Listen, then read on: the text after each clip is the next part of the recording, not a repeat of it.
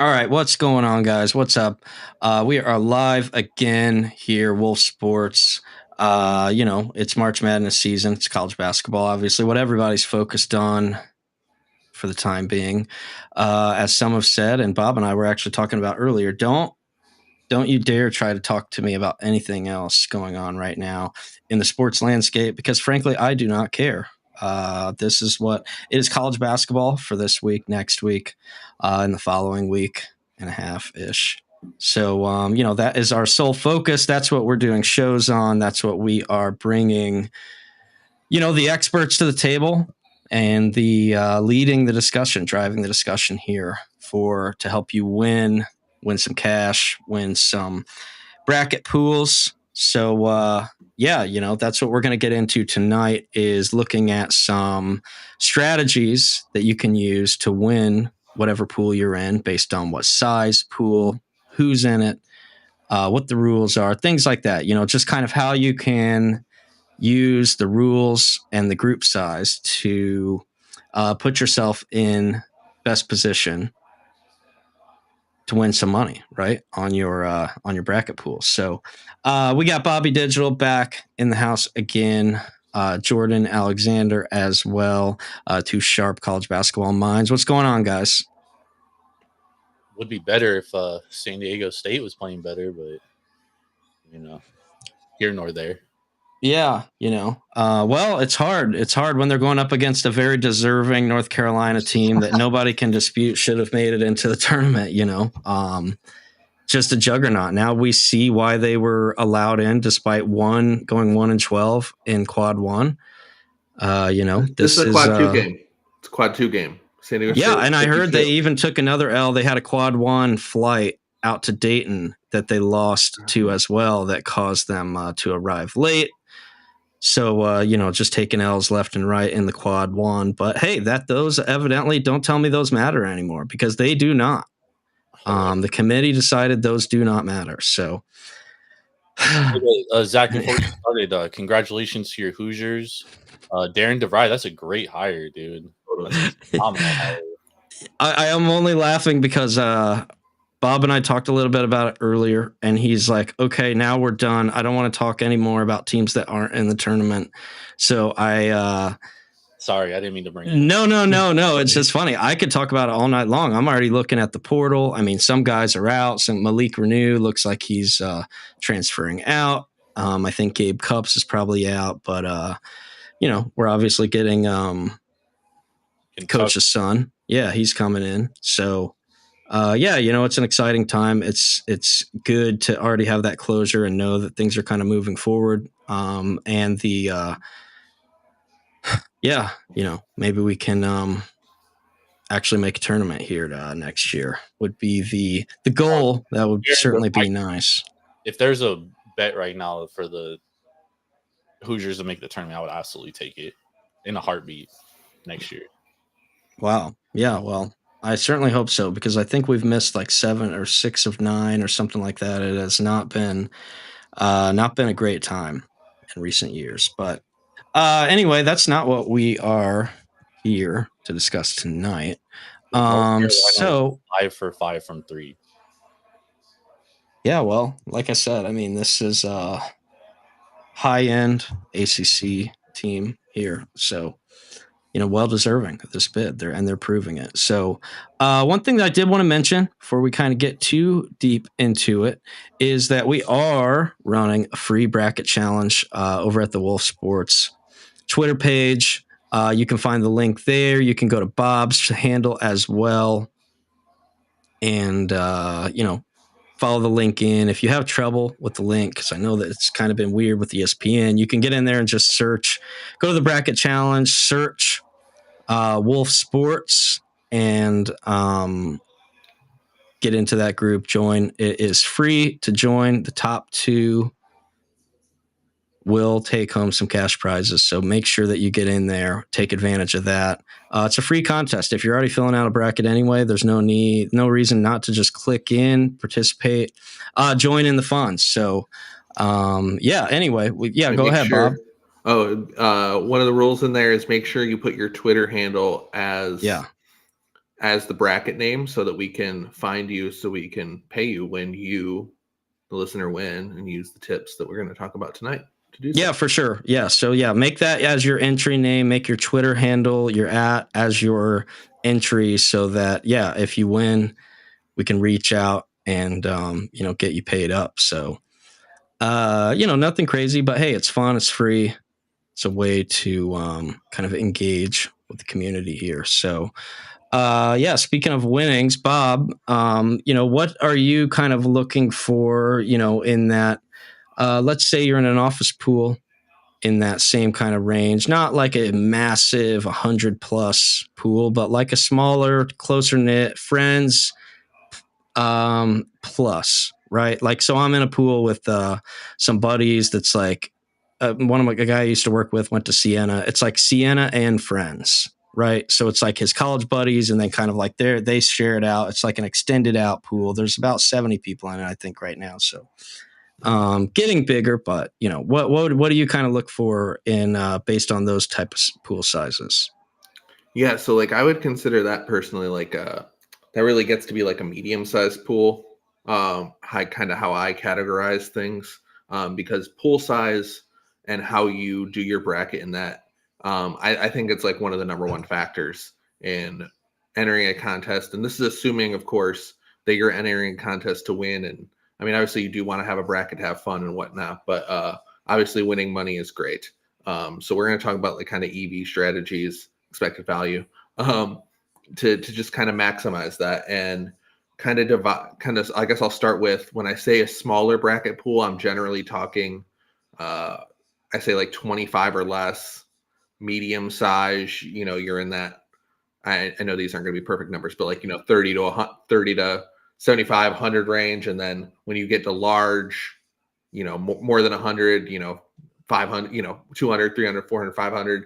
And then when you get into the massive ones, you get up to 1,000, 10,000, something like that. And that's where, in each one of those different kind of style pools, you want to behave differently. And in the small, so in a medium-sized pool, so I guess we'll start off with kind of a smaller pool.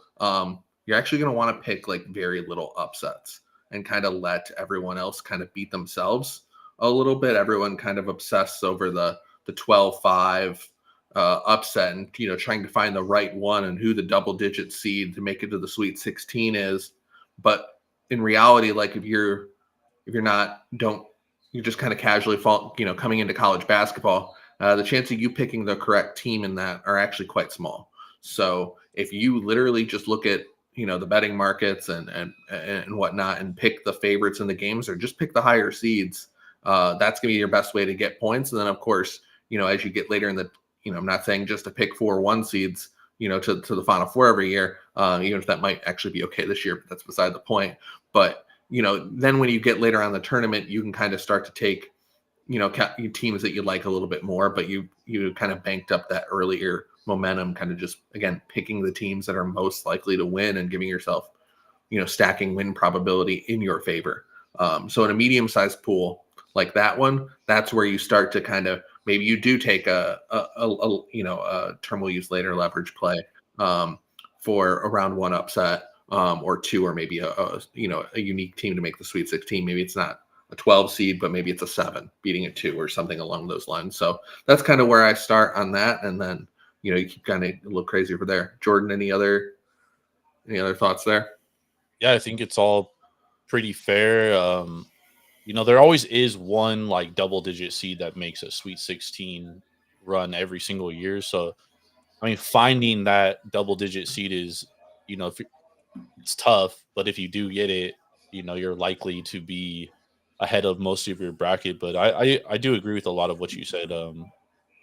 And I do think with the NIL too, which is very important, the top dogs are like a lot better. Like I feel like we saw it last year where like the favorites just crushed the first 2-3 rounds, right? I kind of feel like that could be the case here as well, which we kind of discussed on Sunday. Right. So yeah, that's definitely like exclusive to my opinion of the 15s and 16s this year, as well as the 14 seeds. It's kind of independent of that in all years, especially this year. I believe it to be true.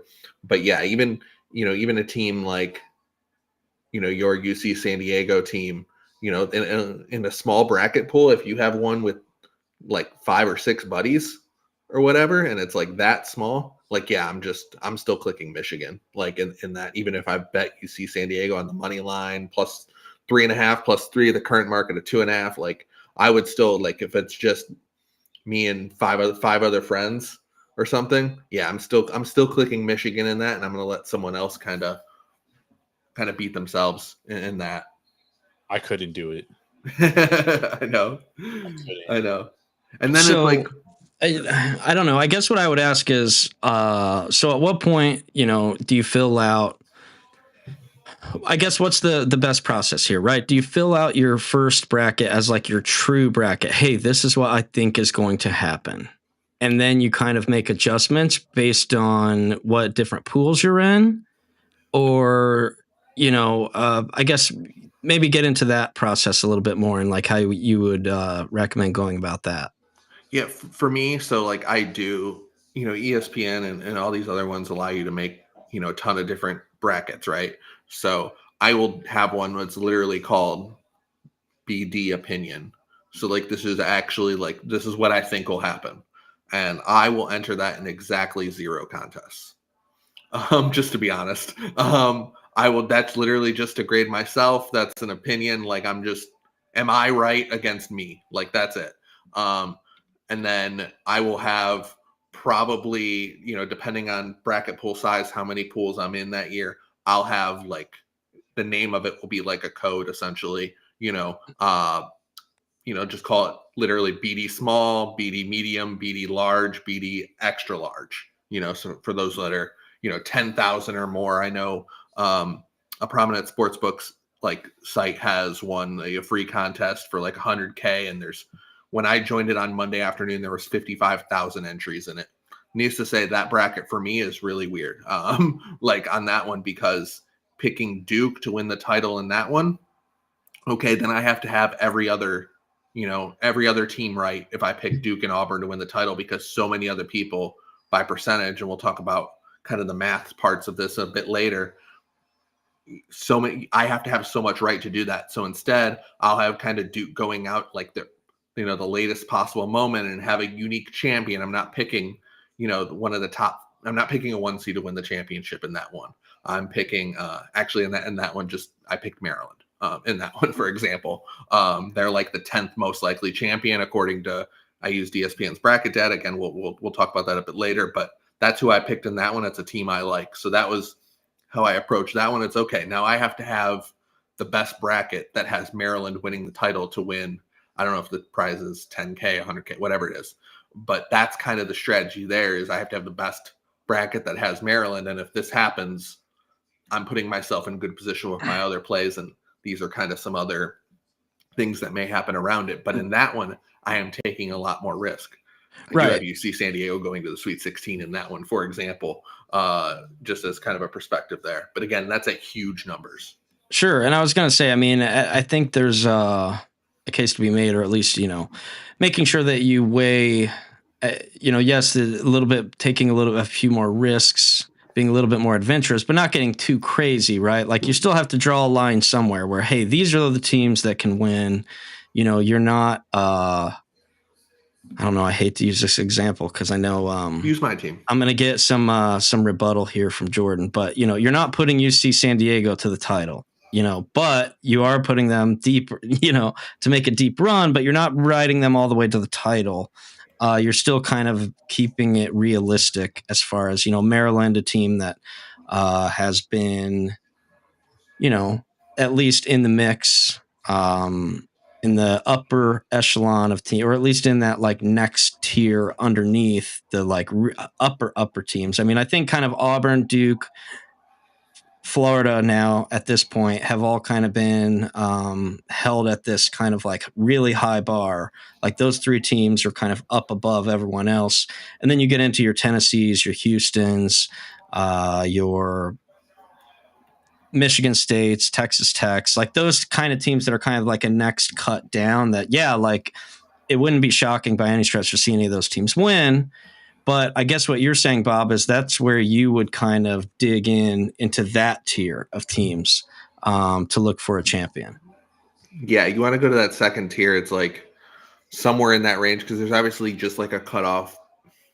You want to have the perception, of course, that every team can win the title. They have a chance, and they're in the tournament. I guess there are 0.001 chances for a lot of teams, but you will want to give yourself a chance to win.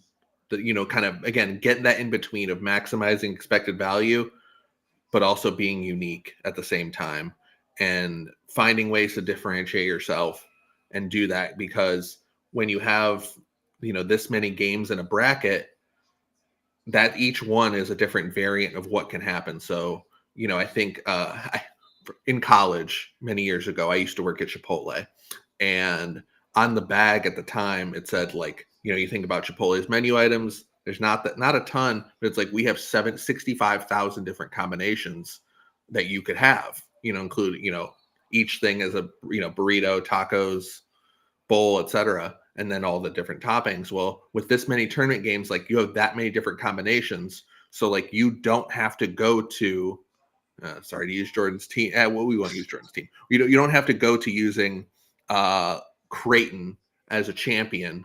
Sorry to pick on Creighton, the lovely people of Omaha, but you don't have to go that far to be like, okay, I got to differentiate myself. You don't have to go that far. You can go to picking the team that is 7th most picked or the 7th, best team in the country or something, and differentiate yourself and still give yourself a chance to win like a major big pool and whatnot.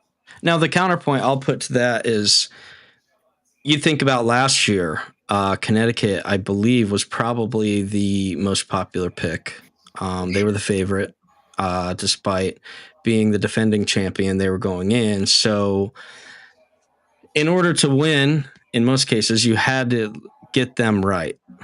But so with that being the case, and like maybe this year it's not quite as chalky, but I don't know. I mean, Auburn, we've never seen the number 1 overall seed coming in losing 3 of their last 4 games. I mean, they are sputtering. Again, none of those are like horrible losses, but it's not what you want to see a team coming in. But generally we look at a number 1 overall seed riding high. They're just cut down the nets. They won their conference tournament, coming off some level of winning streak. And with Auburn, we're seeing the opposite. With Duke, we see where they're number 1, number 1 NBA draft pick, top talent, probably the best player in all of college basketball this year, is less than 100% at best, right? Some level of ankle injury that he's going to be dealing with. Remains to be seen how much that hampers him. But, these top 2 teams that everybody all year is like, hey, these are the 2 teams, if wouldn't be surprised, go ahead and kind of put those 2 teams down as going to be, at least Final Four. Right now, both of those teams have question marks to some extent, which I think adds some intrigue and maybe opens up the field a little bit more, right? Definitely, and that actually brought up a great point that I failed to mention. So you do have a behemoth in Duke and Auburn, actually all these number 1 seeds to some extent. But last year with UConn, I looked at, so I thought UConn should have been a massive favorite. Clearly the best team in the field. I thought with distance to the rest of the field with Houston's injuries last year, I wasn't a fan of that Purdue team. But I thought the way to differentiate yourself last year wasn't actually who you had losing to UConn. So in this year, I know in large style pools, and I'll actually use this as an example. I guess I'll give away my Wolf one a little bit, or at least what I have currently in the Wolf bracket. But so like I have Duke in that one, thinking kind of project right now. I'm currently projecting what kind of size pool we're going to end up being with the Wolf Sports bracket contest. And I have Duke over Texas Tech in the final as a way to differentiate myself, where I actually used the loser of the championship game as a way to differentiate myself, as well as, a couple other, select spots throughout the bracket where I went against the grain. So that is another angle too. If you like, you know what, like I really don't think it's anyone else but Duke or whoever, UConn in previous years. That's an angle to look at as well. Is kind of figuring out, okay, who's the unique champion or who's the unique runner up I can do. Now, of course, what that means is more people are going to have Duke or a UConn. You got to be the best everywhere else to do that. And by doing that, you want to maximize your points. And unfortunately, that means maybe having a little bit less fun and picking less upsets and going a little bit away from your true opinion in games.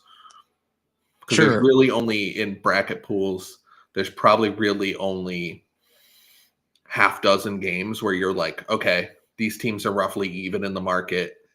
The math doesn't say anything. I'm making a decision based on what I think. Like in a bracket pool, that's like 6 games. I'm really like leveraging in the whole thing. So that's one strategy I'm using is actually picking the loser of the championship game to be like, I'm not just going Duke Florida or Duke Auburn. It's Duke Texas Tech. It's like an angle.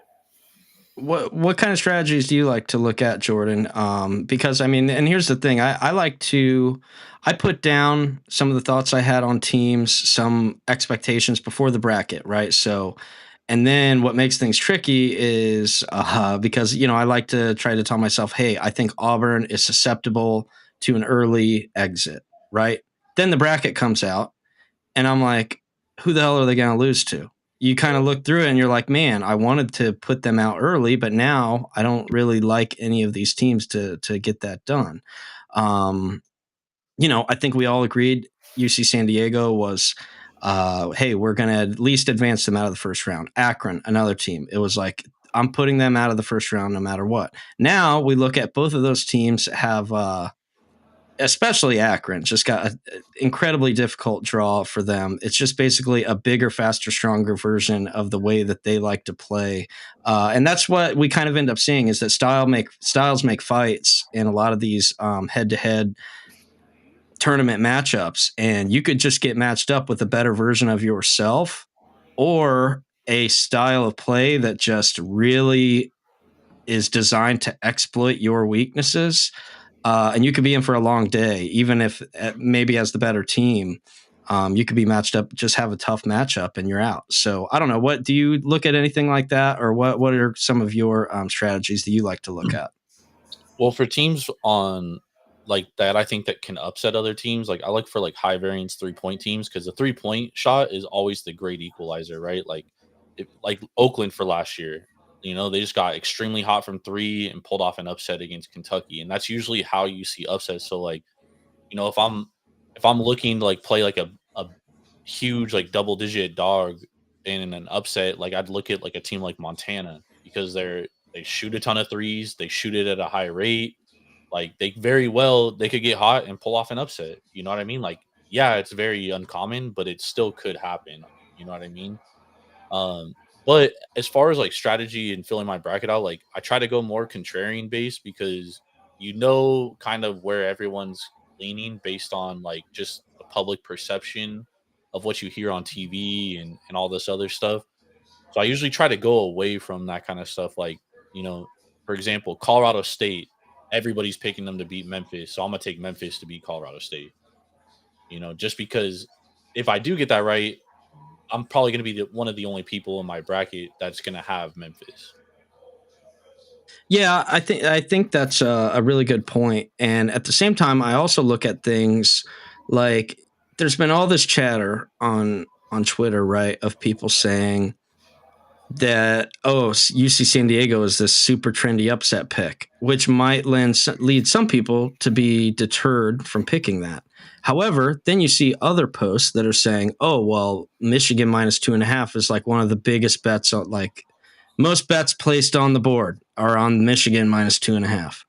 Yeah. So then you look at, you're making your picks in ESPN and then you see they give you these little percentages, how many people are picking this, how many people are picking that. And it's like, you kind of almost have to cobble all of those together because like it's conflicting information at best. And you almost kind of have to like piece that together to ultimately, like you guys were saying before, is like, come up with your own, trust your gut. Don't just say, hey, well, I just saw this post, so this is going to lead me, oh, well, Michigan's the most popular pick. Well, I'm picking UC San Diego. But then in other corners, we've seen people, and I think even our friend Better Bill was saying, like, if I hear one more person talk about how everybody's on UCSD, and it's like, well, which is it? Which one is it? So I think you have to pay attention to that a little bit, but you also have to be able to be discerning enough to know what information to ignore, right? I mean, do you guys agree?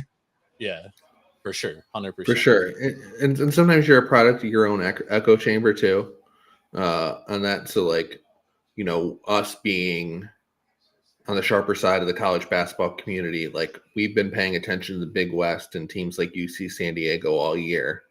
And then you're getting some people, I know Seth Davis on the Bracket Release show immediately was like, UC San Diego is going to beat Michigan. And of course, you get some people kind of rallying off that, but you also get people who just flew into college basketball this past weekend was like, Michigan's really good. Like, what do you mean they're a 5 seed and they're only laying 2 points to this?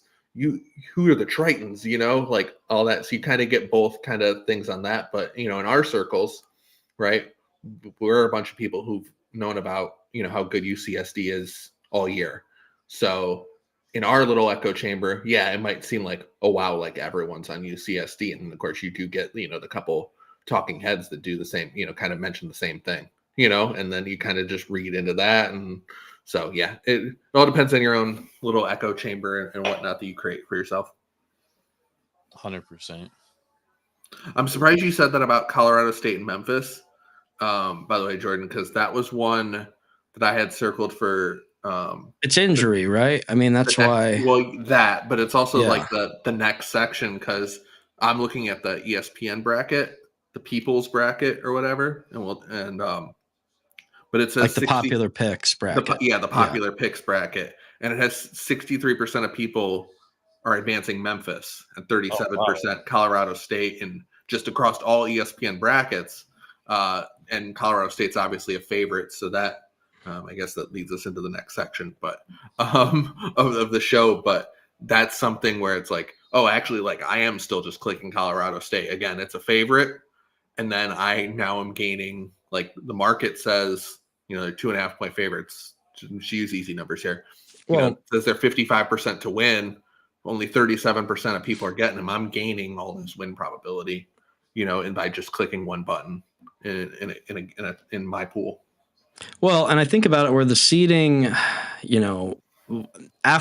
aside from the seeding matters. So I don't want to just broadly say, hey, the seeding doesn't matter, but it's a little bit like the AP top 25 poll, right? Where you see these teams that have a number, and all the time you see it where, well, why is this team favored when this other team's in the top 25, or they're ranked higher and this team's unranked? Why are they, and it's ultimately because those polls are very objective. And, I was saying even last night that this entire bracket is decided by just throwing people into a room, closed doors. They have a vested interest, people that directly benefit at times from having certain teams get in. Their conferences benefit from having certain teams get in. I mean, these people are not like unbiased by any stretch. Now, I think they try to do a good job of balancing that out, but at the end of the day, they're all humans. It's not like they are just, fairly and unbiasedly like picking. Like there's the human element of just, you're naturally going to do things that benefit yourself, right? Especially when you're in a position to do so like that. So I don't know. I say all that to say that as far as the rankings go, as far as the seed lines go, they don't always matter as much as we've seen. I mean, I think recently we've even seen a big uptick in 15s knocking off 2s. Whether it be, a guy like Jack Golke that comes along and just can't miss 3s. He's just unconscious the night of his life, and he's just making everything that he throws up. Teams, and I think a lot of that has to do with like how the game has changed. Teams are shooting a lot more 3s. So when there's a lot more threes, there's higher variance. It kind of leads to, hey, this team can get cold, this team can get hot, and what do you know? All of a sudden, they're in trouble. So, how do you use kind of some of that variance, I guess, to your advantage as far as winning your pool? Or I don't know, Bob, whatever the next kind of direction you kind of wanted to take as far as looking at things to give yourself an edge. Yeah. As far as the bracket pool goes, I haven't looked at like 3-point variance specifically as kind of a way, because again, in most cases, I'm kind of just kind of advancing the favorites to get the most likely winner in a game, and just kind of understanding that like I'm never going to have Oakland in a bracket. Like I'm just never getting that one correct, and I'm fine with that because when Kentucky makes the Sweet 16, I'll have that, and I'll let you get cute elsewhere. I think the next section, and was kind of alluded to with the Colorado State Memphis game specifically, and kind of went over that, is thinking about bracket leverage. So again, our pools on ESPN.com. This one's pretty easy to just find the data. I'm sure CBS and Yahoo and whoever else does bracket contest has similar things, the people's bracket, and just kind of letting the data of, and I don't think you need to have a particularly sharp, you don't have to model these things yourself to do this. But just going to this and looking at, your pool, like for example, like a game I look at here in round 1, Mississippi State and Baylor. We talked about that on Sunday night. I really like Mississippi and State in the game. I'm going to bet them later tonight. Actually, they got bet out to -2 at one point. Someone may have said that line should be -2. Whoops. Yeah, that was me. But Baylor has, but in yes, all of ESPN bracket contests, 59% of people are backing Baylor to win. And basically the market has Mississippi State as a favorite. So again, just by simply clicking Mississippi State and assuming that the betting markets are correct, that they're rating Mississippi State as a better team than Baylor, you are gaining win probability in the market. Again, so you can use this tool throughout. Obviously, this people's bracket does end up with like just the favorites to win a lot of games advancing, the higher seeds, because that is majority, but it does kind of end up showing you different perspectives. So another one I'm going to shout out here, specific, and I've talked about this team a couple times, Texas Tech, the Red Raiders, in a potential Sweet 16 matchup against St. John's. Jordan, I'd love to hear what you have to say about this, but I know I'd have Texas Tech as a favorite in that game. What about you? Yeah, if they're healthy. Yeah, yes. Assume health. Yes, their guys are going to play on Friday or Thursday or Friday. McMillan and and Williams. And Williams, yes. Yes, I would definitely have Texas Tech. They're just way more well-rounded in my opinion. So exactly, I agree with that. So that's the troubling thing about this bracket though this year too, is like, because I was so high on Iowa State coming in, but now it's like, they're missing Keyshawn Gilbert and they're missing fucking Timian Lipsey. Like that's brutal, dude. Like how do you advance them not knowing who's gonna play? Right. And that's maybe a spot where you kind of mentioned the unknowns and the variance, and maybe that's a spot where you take some chances. Just finishing this real quick, so then we'll go back to Iowa State.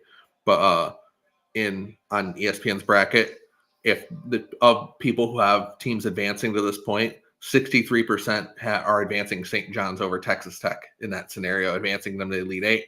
Me and you, Jordan and I, are telling you, the viewer, that we're going to say Texas Tech is more than 50% to win that individual game. Again, using that to your advantage. If you look at the most picked champions, which is another tab, again, on ESPN.com, all of our brackets, you'll see the scroll below, are accounting into this number. The top 4 most picked champions are all number 1 seeds. The 5th most picked champion is St. John's, which, by the way, I disagree with, by the way, just by margin. I actually think St. John's, as far as a bracket contest perspective, is the biggest fade. That's one key takeaway. I think whoever wins. Why is that? It's literally just the leverage. So I think St. John's is in that 10 to 15 range as far as best team. So I'll admit I'm maybe a little bit lower on them. And I'm assuming full health of Texas Tech, of Iowa State, which I know is basically impossible now. But all defense teams generally, I know St. John's has had an uptick in offense recently, but these all defense teams typically sometimes may trip up early in brackets and tend to slightly underperform, as well as teams who are unranked in preseason. That's another like predictive thing we've seen with that. So I think they have a really tough matchup against potentially Kansas or Arkansas in round 2. I'm going to favor Texas Tech in the Sweet 16. And then, obviously you have Florida in great form right now. So having St. John's as the 5th most likely team to the title, I just think is wrong. And having them that high of a percentage to see that margin in a game against potentially Texas Tech, I think that should be like 52-48, like as far as that. So I think that's like 9% off. And so in a bracket pool, I'm definitely going to take advantage of that because of that. Because I just think they're slightly their ratings just a little bit lower than that. So that's why. And then the public perception, which you're kind of playing into, and what Jordan said is playing a little bit contrarian. People are obviously hot on St. John's, and I know some people in our circles like really like that team. And I think at the time and at the price they got them, they're in good. But now I think they're overvalued, and both things can kind of be true. Yeah, and I know that we had talked about it for a couple weeks, just kind of being concerned with some of the offensive challenges that they had. And they look to have turned some of that around. But it just kind of, then you have to kind of decide, okay, well, which version is the true St. John's, right? Is it the team that we saw for the vast majority of the season that had difficulties shooting? Or was it the team that kind of turned it around late and was able to kind of start hitting threes, and maybe they turned a corner and they figured things out? And that's where I think this evaluating things like that has become even more challenging now in this transfer portal era, where teams they just haven't built chemistry over the course of 2, 3, 4 years the way that they did in the past. These guys are kind of thrown together, never played together before, new teammates every year, some of them upperclassmen, many of them upperclassmen, kind of hopping around, and then they almost spend 65 to 70% of the season trying to figure out roles, rotations, offensive flow, who's the best lineups, things like that. And you see at this time of year, you should be dialed in. Like that, those questions shouldn't exist anymore. For some teams, they still do. And then even with that, on that note, I feel like there's still teams that, you have to kind of make adjustments based on who your opponent is. I mean, we always see Houston for many years has gone with they like to play 3 guards out there. Kentucky's another team that does that, or has done that, I should say, in the past, where they would play 3 guards out there on the court. But if you're playing a bigger team, you're going to have to adjust. If you're playing a team with a lot more size, you're going to have to kind of make some adjustments and not necessarily just stick to your normal lineups, because that's where I think like Texas A&M is a perfect example, a team that I have just not really believed in all year. I don't think they're particularly good. I think they're just very big. They rebound well at a very elite level using their size, but they can't score. And if you can't score, I don't trust you. And I don't think that you're, a threat to do anything. But with that being said, I look at their matchup here in the first round, and I just think they're going to grab every single rebound in that game. Like they might have a 20, 25, 30 rebound edge in that game. Yep. So then how do you talk yourself into them losing that game if that happens, right? So I don't know. What is that still kind of factored in here? Like, I just don't know. I know that we talked on Sunday that some of us kind of liked Yale, but the more I've looked at that, I'm like, I don't see it. I know that Yale kind of beat BYU last year, and they were a little bit of a surprise package, but can they get any rebound? Are they going to get any rebounds against Texas A&M? I definitely think they're going to get out rebounded, but the thing is like they can shoot, they can score, you know what I mean? And that's a great equalizer. But yeah, I mean, I agree with that, and I also like that's the thing with Michigan State too. Is like especially with Iowa State being banged up, is like Michigan State's a team that I wanted to fade, that I wanted to like get out early, that I thought would be an early exit. But it's like look at their matchups, dude. Like, dude, they're gonna destroy Marquette on the glass if they face Marquette.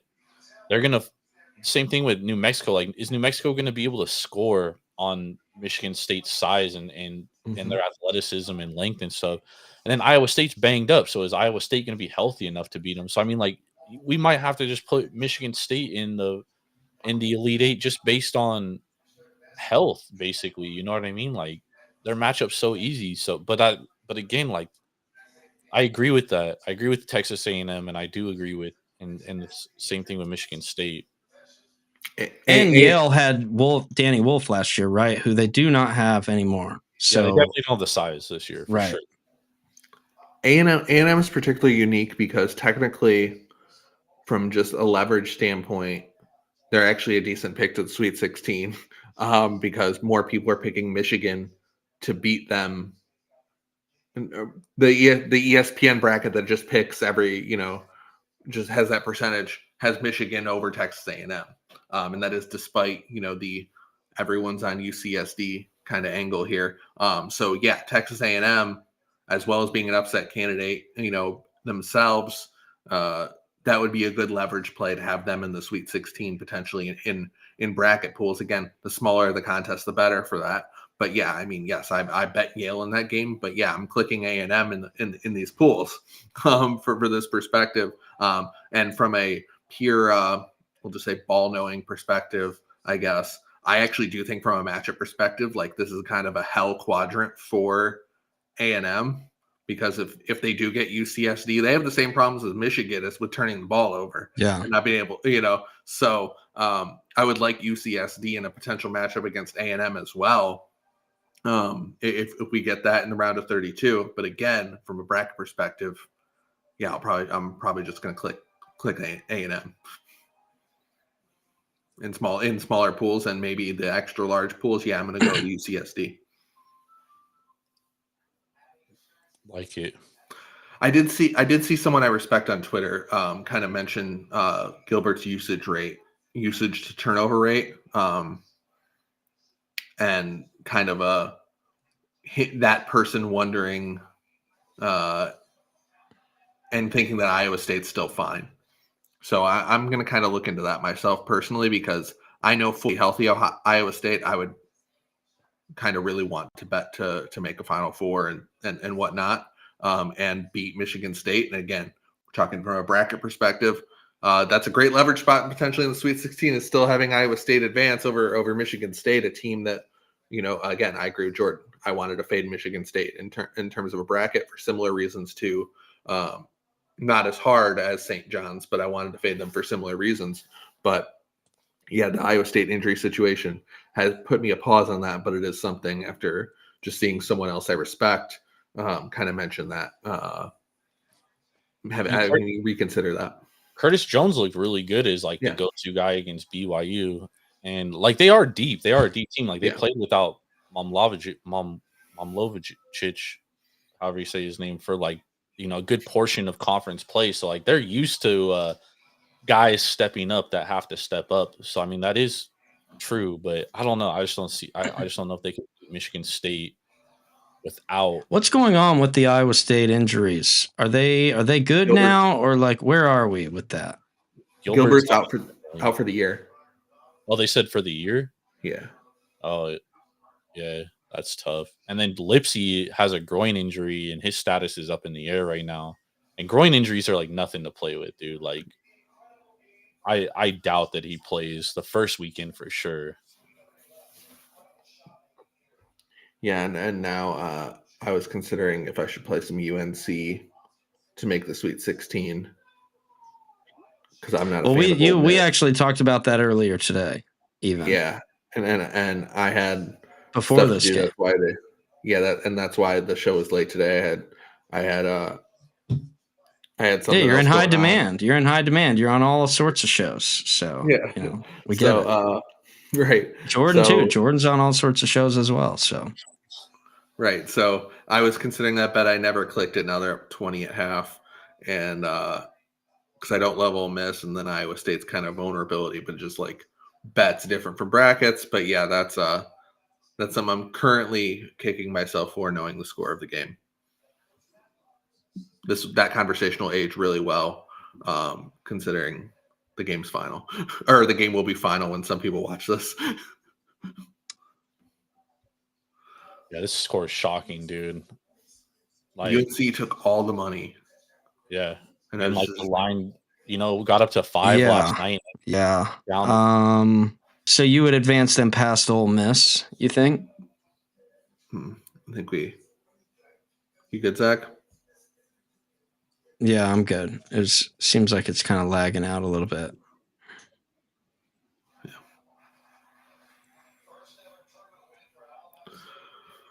Yeah.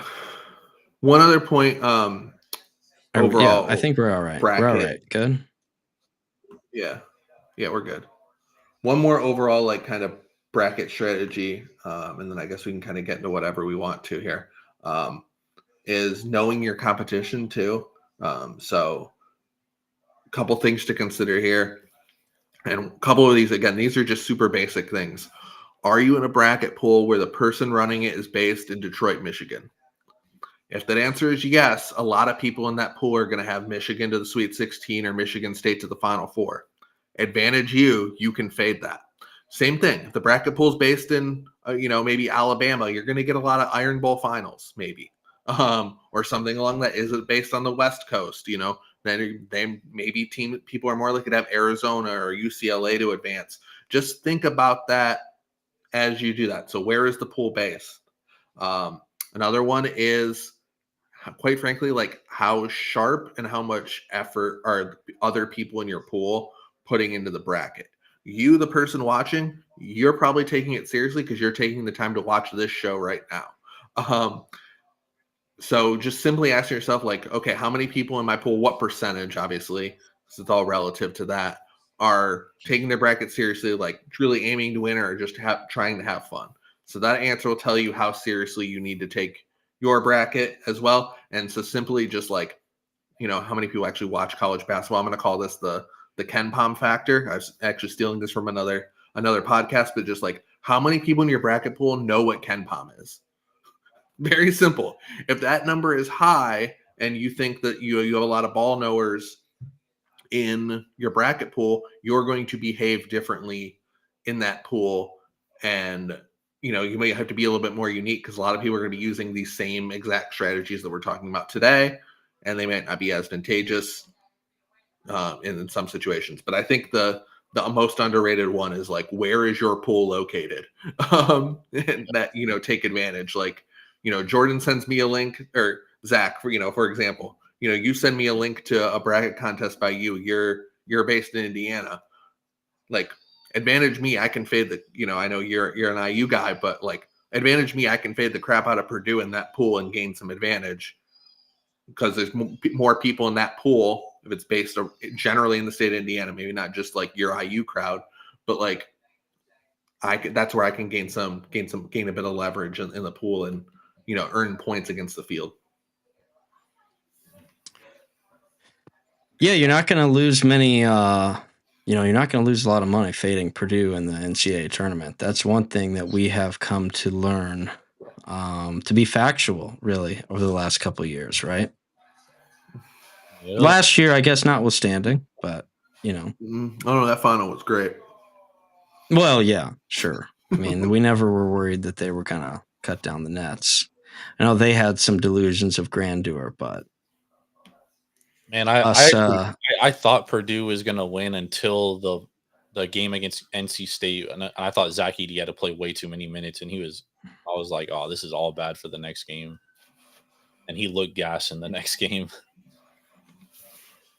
Yeah, so I guess any other just kind of general tips, tricks, expert hacks, like anything else, angles that you look for as far as positioning yourself to really, give yourself a chance, an edge here in your bracket pool, I should say. I think that's it. I think that's it for me. Just pay attention to the data and the leverage. Know your competition, whether it's sharp, square, where the pool is based out of, and of course, like just understanding and projecting your pool size, and kind of making adjustments there.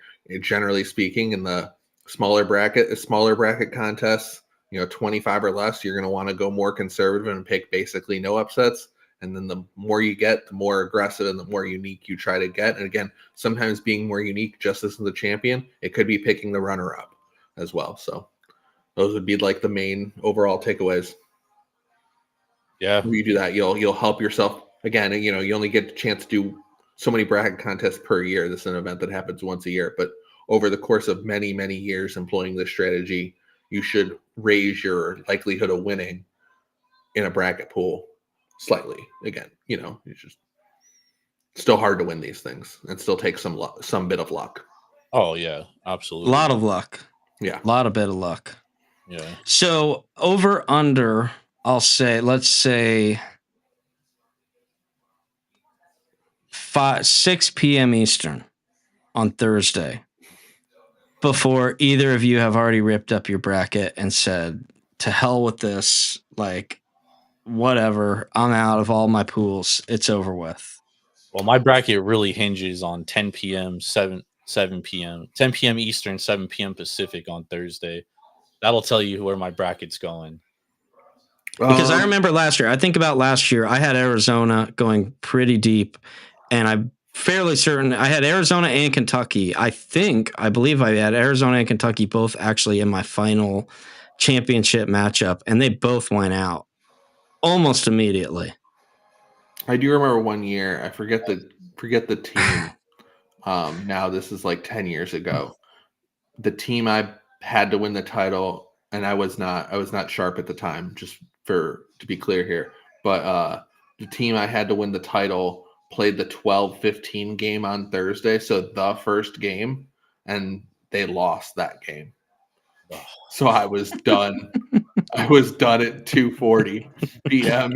like before looking at the Thursday brutal schedule, my brackets probably won't be ripped up by then because Auburn and Houston play 16 seeds. Yeah. And I'm not going to have Purdue advance very far. I won't care about Clemson. Gonzaga plays BYU, VCU. Again, not having either of those teams. I have to pick one to win the game, but like not rip your bracket up worthy. Yeah, if you see San Diego's out on Thursday, my bracket's cooked. I hope that in the Wolf Sports pool that you are putting your money where your mouth is, and I want to see a UCSD logo. I didn't in that one. I did not. My final. You want me to tell you my final four in that one? Yeah, I'll do it too. I'll grab mine or what I have currently. I'll say it's mine's pending. Yeah, mine's definitely pending. But my final four right now is Auburn, Texas Tech, St. Mary's, and Houston. Okay, so you see you're differentiating yourself by there's your Duke fade of differentiating yourself with St. Mary's. And I do have Oregon beating Duke in the Sweet 16 in the Wolf Sports bracket. Because I know I'm going to be the only person with that. So if it does happen, that's going to be massive. You win. You just win. So in that one right now, and I kind of gave it away a bit earlier, I actually have Auburn, Texas Tech. I do have Duke. And then I currently have Tennessee and then the Final Four there. And then I have Duke over Texas Tech. So Texas Tech being my differentiator a little bit and just taking the second most likely region winner in the Midwest instead of Houston. Again, I think Texas Tech is the second most likely region winner to Florida, and then the most likely with Auburn and Duke. So that's kind of how I'm doing it. So to raise my percentages and then just picking an upset to do that. So that's what I have entered in the Wolf bracket contest right now. They're Auburn, Texas Tech, Duke, and Tennessee with Duke over Texas Tech. So fade accordingly. Like it. Yeah. Right. Yeah, when Bob's Texas, giving you an advantage here. He's telling you his picks, so you know, hey, if you want to win, pick something else. yeah, What's your pick, Zach? We told you our Final Four. You got to tell us yours now. So I was going to say, because that was going to lead into my next thing where I was going to ask, all right, what do you think is your real deal, like final matchup and champion, and then versus that as like, what's your like, hey, things could get weird, right? Like where we had San Diego State, UConn. I like that. I like that question. Yeah. So I'll answer mine first because I don't love it. I still do kind of have Auburn getting to the Final Four just because I do think they can clean up some of the issues that they've had. Again, it's not like they've played terrible. They have been losing to good teams, and I just don't know that they're going to have. Now, granted, I could definitely see either Louisville or Creighton knocking them off. That wouldn't surprise me at all. Yeah. But if Auburn plays their game and they get a little bit more, back in the saddle a little bit, they should be able to take care of business. And if they can get out of that second game, I mean, that's how I feel about Houston too. Houston and Auburn, I look at as two teams where they're probably the game I'm most worried about is their second game. Like Houston against Gonzaga and then Auburn against Louisville or Creighton. And like, if they can escape those matchups, I think they have clear paths straight to the Final Four. But it's like they could lose in the round of 32 or go to the Final Four, right? So there's quite a bit of variance between those two outcomes. But yeah, so that'll shed some light into my other. I like Houston. I like Auburn. I do like I like Texas Tech and Maryland facing each other in the Elite Eight, and I struggle quite a bit in who I want to pick to win that game. I think I still like Maryland. I want to put a Big Ten team ultimately, I guess, in my Final Four. So I have Auburn, Maryland, Houston, and then in the East region, man, I want so bad to have Oregon beat Duke.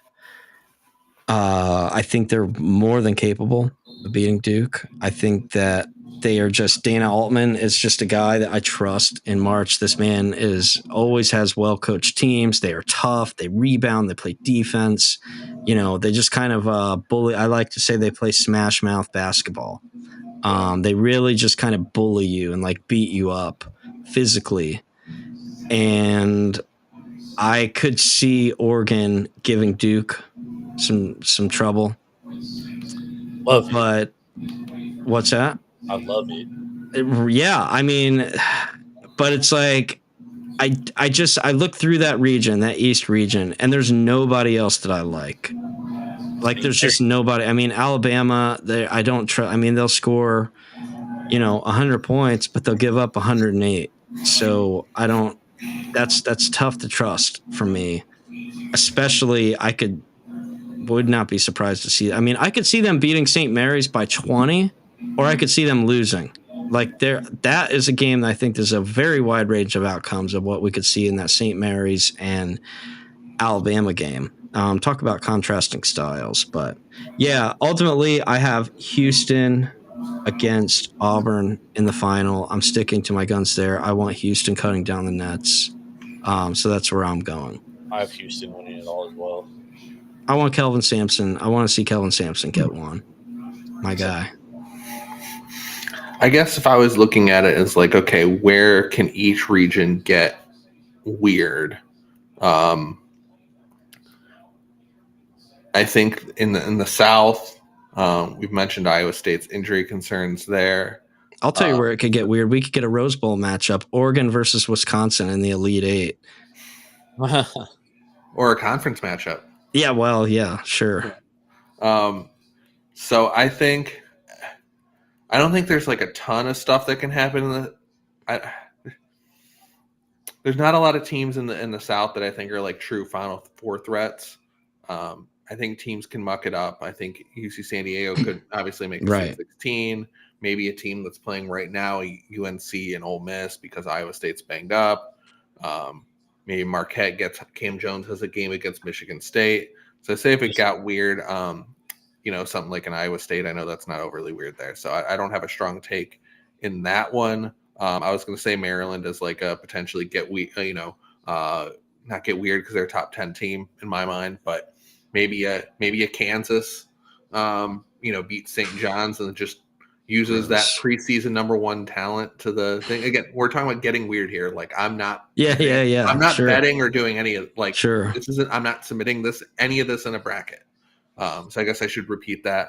I know analytics. I was going to say, but on that note, looking at Florida, what did they do to deserve this? Right, like they win their conference tournament, they end the season hot as a pistol, probably the hottest, most informed team in the country, and ultimately they get placed in the group of death here, where, all right, they're not going to struggle, they're not going to have much trouble with Norfolk, but if they get matched up against Connecticut. Hurley's going to have those guys ready and fired up. Like that guy, like they thrive on bulletin board material and chip on their shoulder and all that. And they haven't had the best year. They have underperformed relative to expectations. But Liam McNeely's got game. Like the kid can ball, and they aren't a bad team. They just couldn't really figure it out over the course of the year. Now they still have very much plenty of talent there. So you're facing that. That's your second round matchup right away. And then you're talking about looking at teams that we like. We've been talking about for several weeks now as Final Four contenders in Maryland and Texas Tech. Say what you will about St. John's, but they're not. They're obviously a very good and capable team. So that's what you end up getting in your region.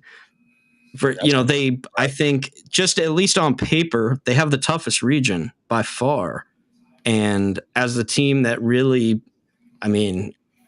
proved themselves time and time again to close out the season on a high note, that's just really tough. That'd be a tough spot to be in for Florida. But I don't know. Is that where you guys think the most chaos can happen in that West region? Or do you look over, I don't know, the Midwest? It's like there's a lot of household names in that region. That bottom of the Midwest. Yeah. So if I wanted to get really weird, I would look at Illinois, because I think they have a Final Four ceiling, but they have just been one of the most inconsistent teams in the country.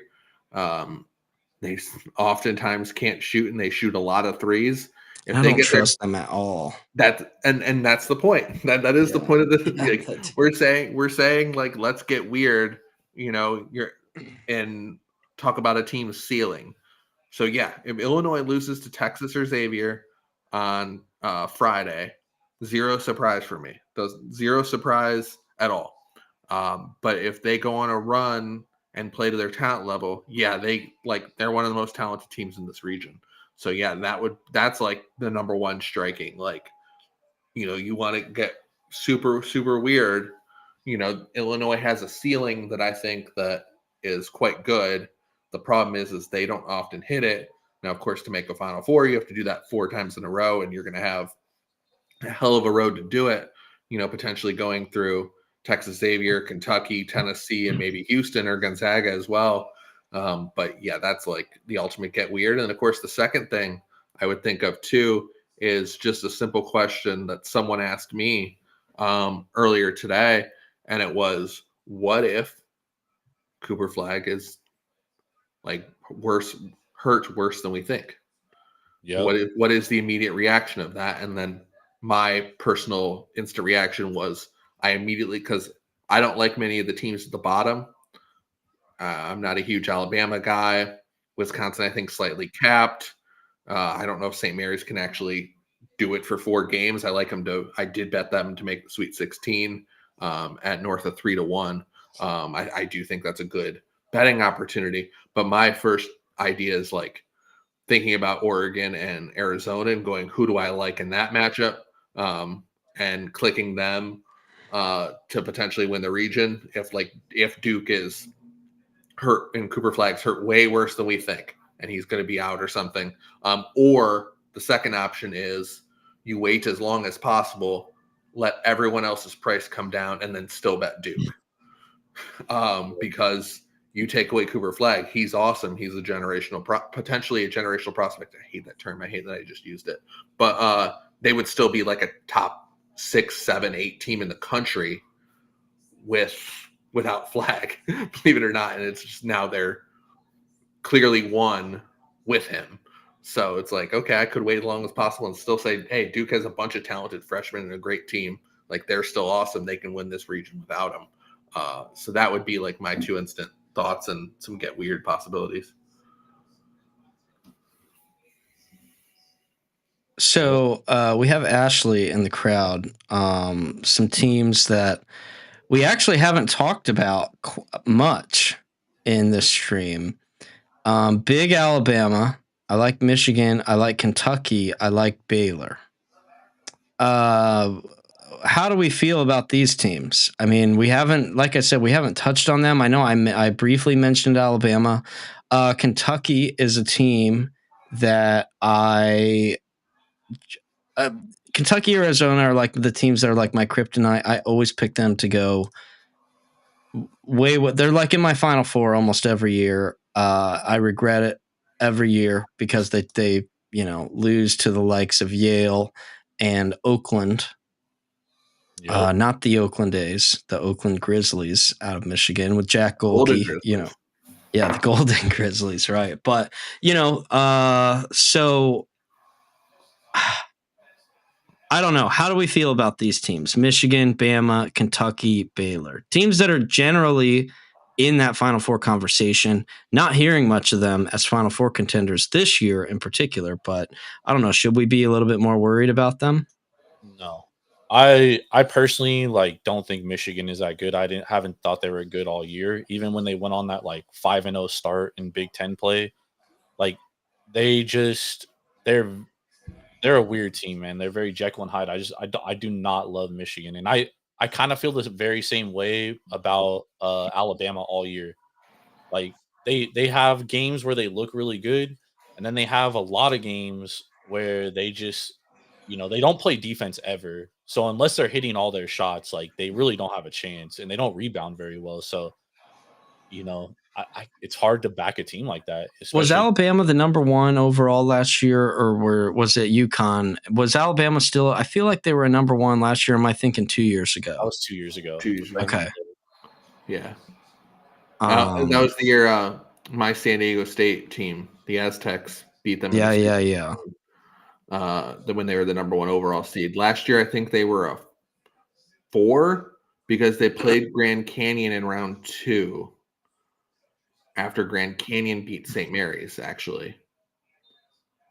And I remember liking Grand Canyon in that game and them just stepping over themselves and whatnot. So what about, Baylor? Do we think that Baylor is a threat to potentially knock off Duke in round 2? No, not at all. I don't like this version of Baylor. I don't think they're deep enough. They're horrible away from home, which is the reason why I like Mississippi State in the game. This is not a Baylor team I'm a fan of. And then what about Kentucky? Obviously a blue blood. I think it's safe to say that, they've been a little up and down. They obviously can score. They have talent. I know that they had some injury concerns at certain parts of the year. Where do we weigh in on Kentucky right now? Down here as a contender in the Midwest region, 3 seed facing Troy. I feel like I like them to the Sweet 16. I don't know if I like them as much against Tennessee, but I could see it. They're certainly capable. They can beat Tennessee, right? Yeah, they definitely can. I don't know. Mark Pope, losing to Duquesne last year left a bad taste in my mouth. Like that team, that was awful, bro. Don't even get me started. That game, I was just ranting to Bob about that last night because there's a survivor pool that we're in that I donate to each year, and actually, it's almost like every year I just mush Purdue. I pick Purdue, and then they lose. So like they have actually eliminated me more years than not. But anyway, after you, Fairleigh Dickinson. Yeah. I was on Purdue in that survivor pool when they lost to Fairleigh Dickinson, when they lost to North Texas. Yes. You know, you name it. If Purdue has had an early exit, I had them in the survivor pool. But anyway. I had BYU in that game. I remember I feel pretty heavily on BYU in that game against Duquesne. Was even firing some live bullets at them. And, when I had BYU in that survivor pool, because it's like, hey, this is a team. I don't think they're going to make a deep run, but like they should beat Duquesne. And they were a pretty big favorite. It was like, what, 8.5, 9.5? Yeah, it was right around there. I'm like, all right, this feels good. Duquesne, feel good story, kind of a little bit over their skis a little bit. But yeah, BYU, they got down early, if I remember correctly. They got down quite a bit. They were down double digits and then battled all the way back. Ended up kind of getting back into a back and forth game, and then they just couldn't seal the deal at the end. But yeah, screw that. That game still pisses me off thinking back to it because it knocked me out on the first day, once again, of that survivor pool. Yeah, that was ugly. And BYU is a team I had going pretty far last year too, so that one really hurt. But I mean, this Kentucky team, like I think they're similar to Illinois. Like if they play to their ceiling, like they could go far, but they could also get out in the second round. Yeah, Kentucky's super high variance to me on that one. Just kind of speaking to them, but they're not going to lose to Troy, right? No, I don't think they're going to lose to Troy. I don't think they have the offense. Yeah, they won't.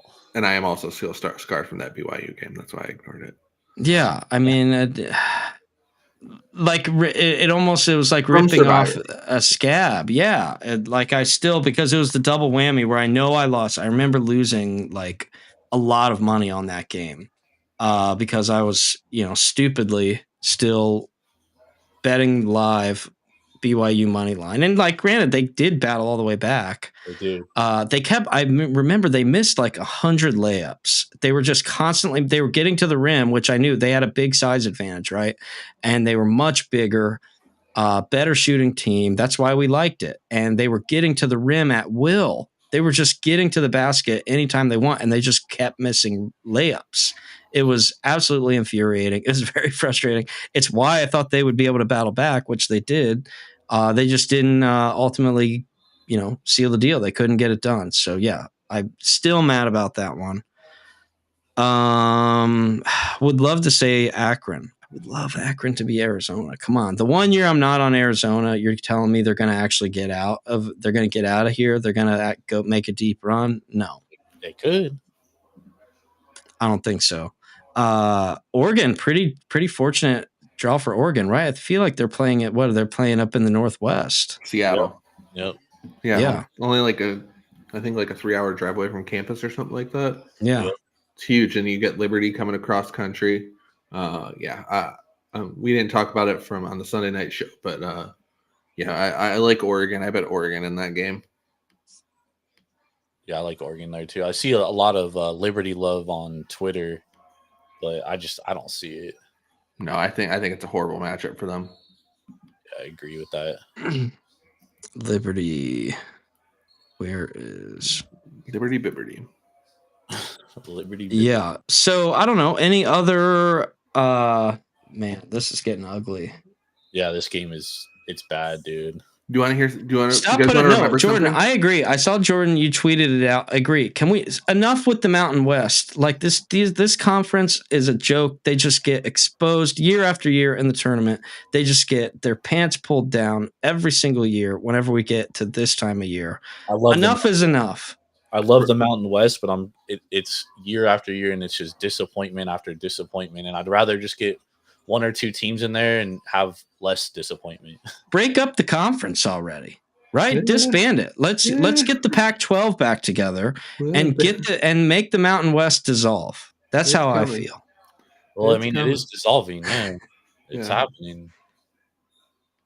Just a reminder to put them out of their misery. To everyone, 66-36 right now.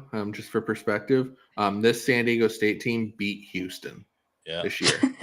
just to kind of note. Just note. Oh my God, 69! They just hit another 3. Yeah, so it's they're down. They're down 33 to North Carolina. I saw that crook Bubba Cunningham sitting courtside too. Happy to see he made the trip. Selection committee chair with part of his over $100,000 bonus that he got for putting his team into the tournament. Yeah. This is bad, dude. This is bad. Yeah, come on. But I will say this, dude. North Carolina will not shoot like this the rest of the tournament. No. Or they will. And then they're going to be like, oh, we told you, like, this is why we picked them in. Like, this team belonged, even though they didn't beat anyone all year long. You know, they belonged here. RJ Davis 5 for 5 from 3 right now. Can't miss. And, like, he's taking, like, some bad shots, too. They're just going in. It's crazy. But it's basketball, man. It's a crazy thing about a one game winner take all, dude. Like, anything can happen, man. You get hot. What can you do? Mm-hmm. Yeah, North Carolina, a school known for having fake classes that their basketball players take. A school now known for having Bill Belichick there coaching. Dating women that could be his granddaughter, right? Hanging out at the beach. So, you know, Bubba Cunningham, head of the selection committee, also athletic director for North Carolina. So just interesting facts. That's all we're doing here. We're just stating interesting facts. You know, they've won a lot of national championships, a very prestigious basketball program that they have there at Chapel Hill. You know, they just don't all have to go to real classes all the time. Or win games in quad 1 to get into the tournament. They don't have to do that either. So, you know, they have some advantages that other schools may not. Well, they'll have a quad 1 game on Thursday. Yeah, well, hopefully they can get back on the board, right? Hopefully. That meant I don't know. Any other that market's going to be really dumb now. Yeah. Jordan. Yes, I agree. I was going to say Ole Miss might be a fucking play. Yeah, I know FanDuel had a hypothetical. Ooh. I saw it this morning. Or actually like a couple hours ago, sorry, but had Ole Miss 2.5 favorite. It'll probably be a pick now. Yeah, exactly. Yeah, it'll probably be a pick now, and now we're gonna like the Rebs. Yeah, agreed. So where is so that would be Ole Miss would play Iowa State. So that is okay. So it's not a bad travel. They're just going from Dayton to Milwaukee. Yeah, so not bad. Yeah, not bad. Okay, so any other I don't know, final thoughts, final tips, final just bullets to fire in. As I was on a little bit of a North Carolina tangent. Great program. Just best of luck to everyone. Don't forget to join the Wolf Sports bracket contest. Use some of the tips we talked about today. And of course, your other bracket pools that you may be in. Hopefully today helps you win those, and hopefully maybe some of the betting conversation we just kind of had here at the end helped out as well. Yep. Agreed. Let's go. I'm ready. Yeah. Hey, and tomorrow night, what is it? 9 p.m. Eastern that we are having. It's basically the best bets space, having all of the heavy hitters, that we've been bringing around for our college basketball shows. We got Tommy G, Adam Trigg. We have Porter's picks. We have Guns picks. We're going to have Jordan. We're going to have Bobby. We're going to have a big show going into the final night before the real games start. These are just kind of like the appetizers. It's the buffalo Right, you chicken can give her. It's I can take them with or without. When these games are blowouts, you're like, well, I didn't really care that much anyway. It's not the real tournament yet. The real tournament starts on Thursday. These are cool games to attend, though. Oh yeah. I know. We've been to a handful. We've been to a few times. Shout out to Alabama State too, by the way, winning that first game earlier. Who was the other one that we went to? We went when it was. We saw Tennessee play there. Was Bruce Pearl the coach when we saw Tennessee there? I think he was. Is it Tennessee, Iowa? I know and we've seen Steve Alford coach there, I feel. Yeah. Maybe with Nevada, we saw I don't know. We've seen quite a few different weird matchups there. For sure. In person. It's a great event to go to. Fun venue, great venue. If you have a great chance. Venue. Yeah. I think it was Iowa versus Tennessee is the game that maybe we saw. But I don't know. It all runs together. But anyway, thanks again, everybody who tuned in. Another great show. Thanks to Bobby Didge. Thanks to Jordan, Alexander. Thank you guys for joining. Make sure you're following them if you have not already. Get into the Wolf Sports Bracket Challenge for free. I don't know, guys. Anything else that you want to shout out? I will say one thing you should check out is the Gambling Spaces Bracket Challenge by @HBK Bets. This is one that he's running through the Omar Show, and it has been very entertaining, to say the least. I mean, look, some of these other bracket challenges, I'll just say, they just throw people up there. It's like just vote in a Twitter poll.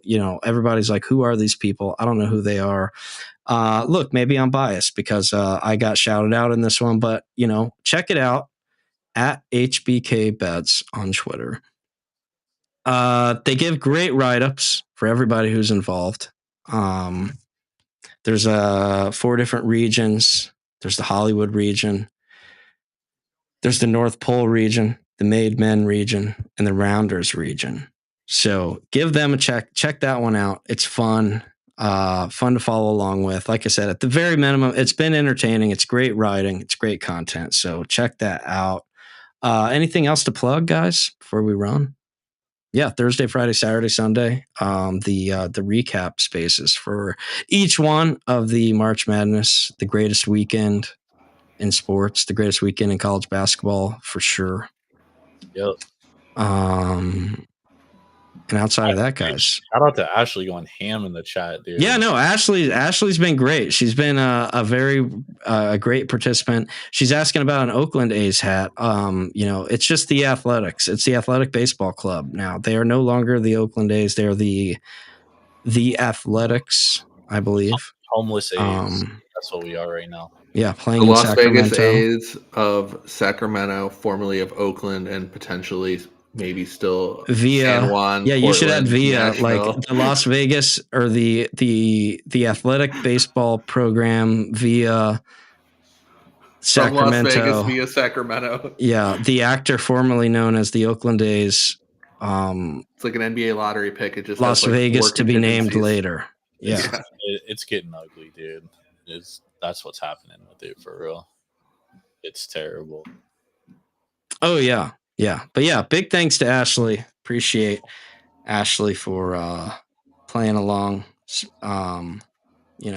joining us, getting a lot of great bracket information, chiming in the chat, mixing it up in the chat with us. We appreciate it. We appreciate everybody else who